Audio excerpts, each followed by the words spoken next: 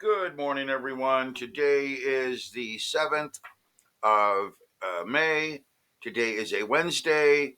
We're looking at a moderately higher open today on the SPY. Could be fairly interesting after the gapping star type topping formation. Let me get rid of some of these lines so you can see. In fact, let me get rid of all of them and we'll start over.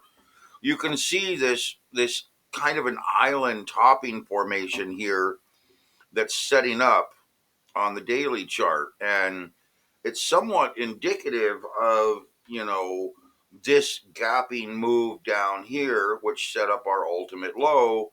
We had come up here, we had flagged, we'd moved into consolidation across here, and then we rallied up into this high, setting up potentially an ultimate high off of this rolling inverted excess phase peak pattern.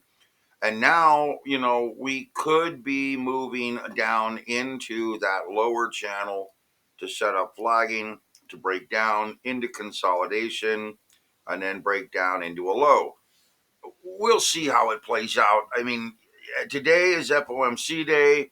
FOMC days typically are fairly flat in the early morning of trading before the FOMC statements. Let's come over here and figure out when the FOMC is going to reload.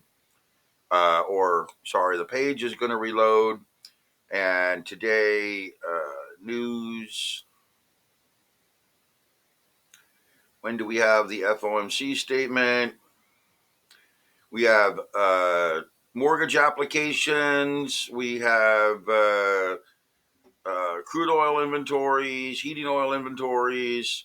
Over here, 1400, 2 o'clock. So essentially, 2 o'clock my time. It's after the markets. If I am correct here, let me make sure we're 8 o'clock New York time. Nope. So it is 2 o'clock, meaning 2 hours before the market closes. We will go ahead and get the FOMC statement. And then we have the press conference at 14:30. So the last 2 hours of the day could be very interesting. Now, my personal opinion is that we're probably going to be looking at, and I'll come back in here into hourly, we're probably going to be looking at a lot of moderate sideways trading until we get to that FOMC statement, which I believe the Fed will not raise or lower rates. They will keep them just where they're at, and I believe that could indicate a fairly big downward move towards the end of the day. So we will see how it plays out.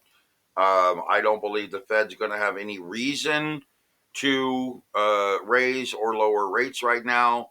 The economy is actually still clicking right along, even though there's news of a recession. And I'm telling you that the markets are going to consolidate. When you take a look at this, from a daily or weekly standpoint, I mean, where's the chaos?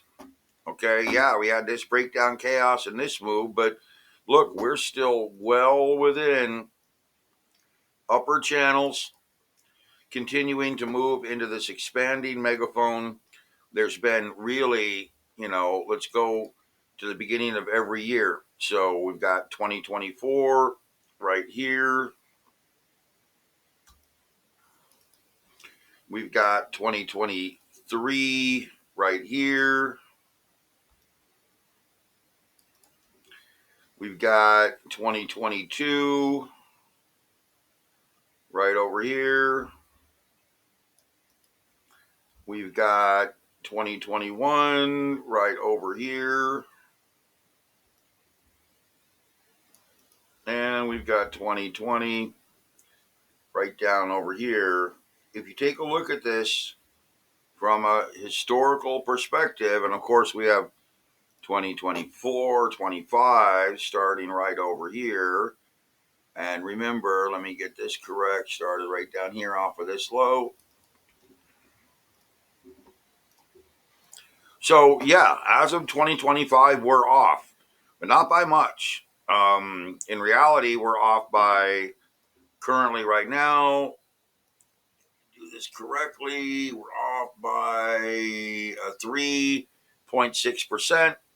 Nothing major, really, nothing major.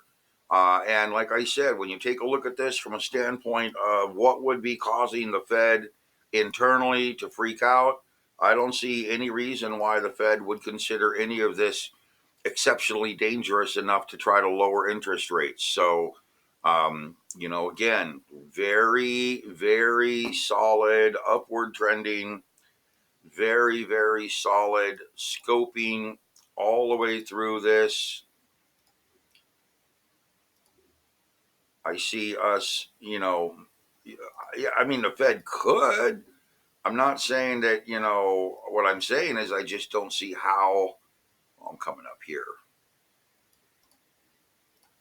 how this type of growth, a general 25 to 35% growth factor in the markets, is exceptionally concerning to the point where the Fed would decide to aggressively lower rates. I just don't see it, guys.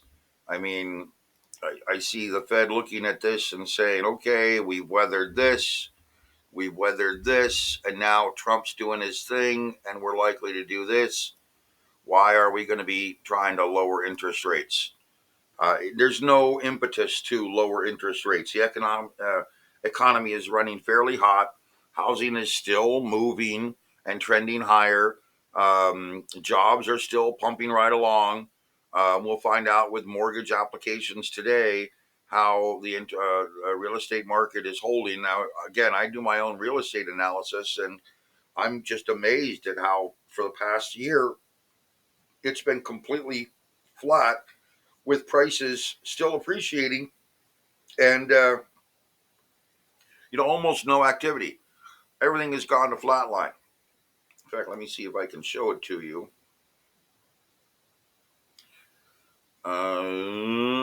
Come over here. Come over here.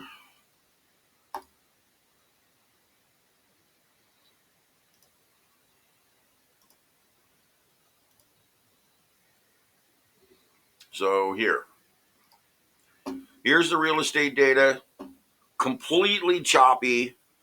Okay, going nowhere, very flat. You can look at the modeled price factor as minus 0.26% and the modeled market demand as of last week of minus 0.84. Very, very flat, almost going nowhere, right? Okay. Next, oops, let me come back here and get this. Next, we have the U.S. real estate price trends inching upward last week and the week before. Reduction activity, very flat, very choppy, not really moving. Reduction counts are still higher, they're positive. Active listings are moving downward as far as a change, meaning we're not seeing new growth in active listings right now. New listing counts 31%, hasn't changed much. New listing count change is minus 0.09, and new listing count share markets is sheer 0.07, meaning that we're seeing growth in new listings, but not exceptional growth in new listings. And then lastly, we have over here the heat rank, which tells us how hot the market is, which is 0. The tightness rank, how tight the market is, meaning how aggressive the pricing and strength is. If the heat rank were to fall to a negative number and tightness were to fall to a negative number, that means the market is collapsing. Inventory strength is minus 0.03, meaning it's going down, but not exceptionally. And seller desperation is up to 2.55%, meaning we're getting some desperation of selling, but we're not seeing any massive, collapse in the markets. Now, again, this is my own research, my own modeling. We don't have any reason for a Fed cut. If the Fed were to cut today, it would be because they want to prepare for potentially something happening or to ease foreign borrowing, the foreign markets, not the U.S. markets. And I don't believe the Fed's mandate is to address foreign market concerns. I think it's mostly to address and manage U.S. market concerns. So I think the Fed's going to come out and not do anything. not raise rates, not lower rates, just say that they're adaptable to anything that comes, and we'll see what plays out. We are in the big, broad excess phase peak pattern, so you can see that we rolled up and then rolled through this cycle here. I need you to understand that this is a very big, broad, kind of a rolling pattern where we could be into that consolidation zone right here before we move out of the consolidation zone and attempt to break downward.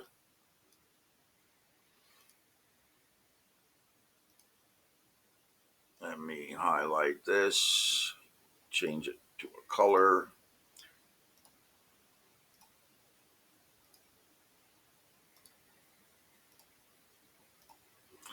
Before we break downward into that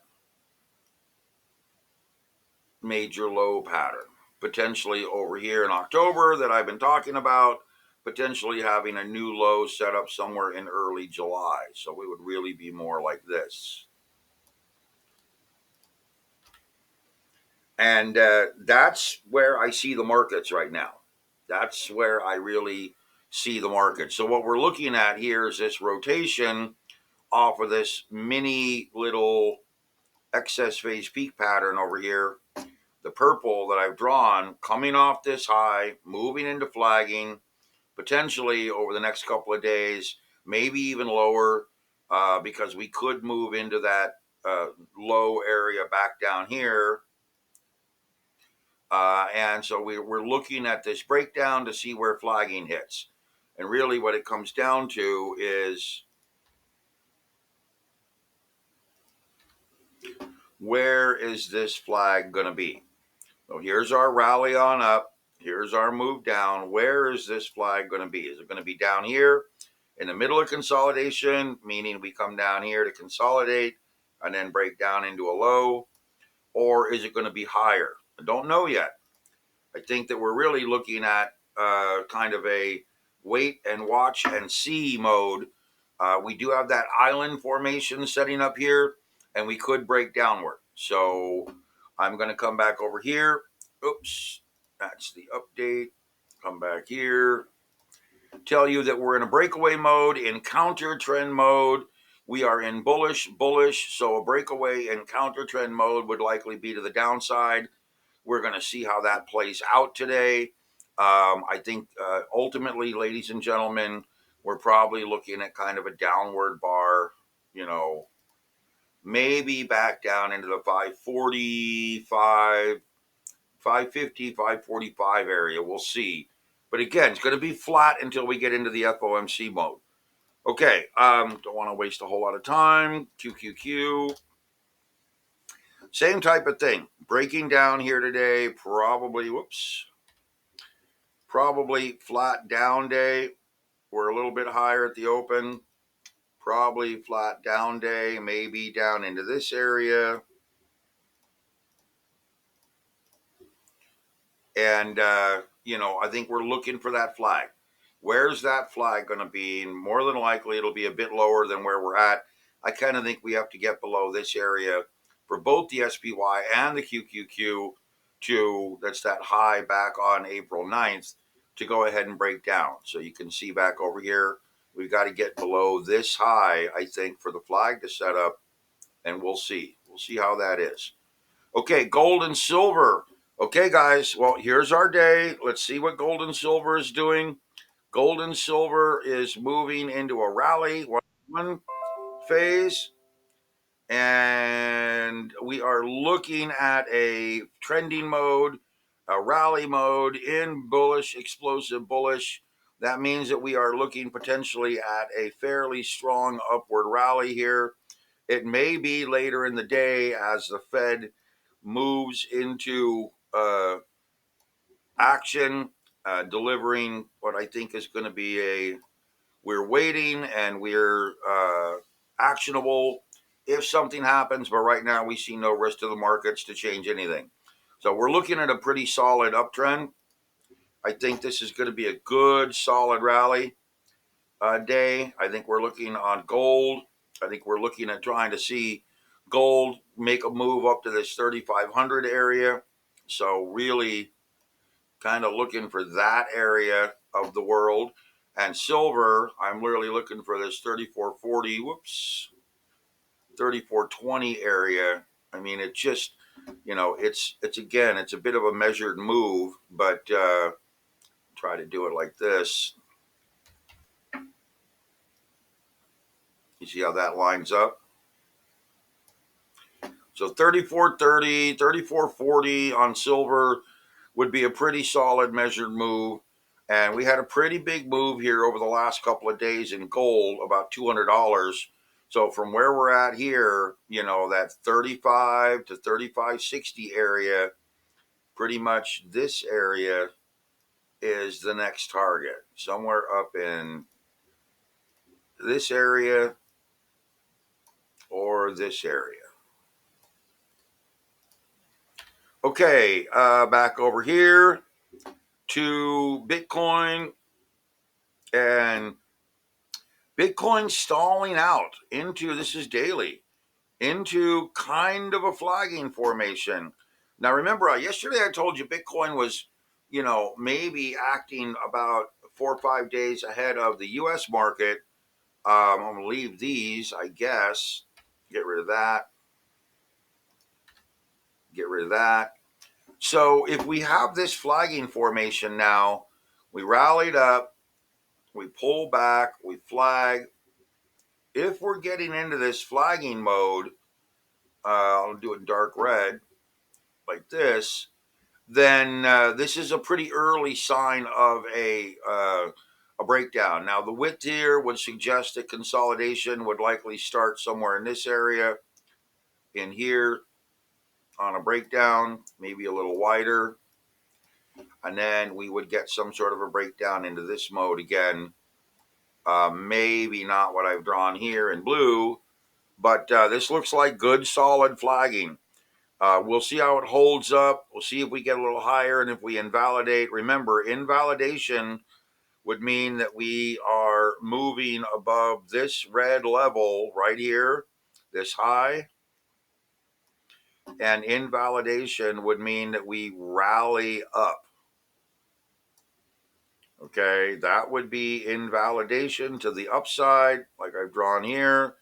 And that would completely invalidate this flag if we were to get back up above this 99,650 area. So remember, flagging right now is pretty early. It shows that the S&P and the QQQ may be moving into flagging, and we're going to likely see a potential breakdown if this excess phase peak pattern plays out. So you've got kind of a, from where we're at now down to here, about a $10,000 potential drop in Bitcoin if this excess phase peak pattern plays out cleanly. Okay, that's it for now. Almost 18 minutes.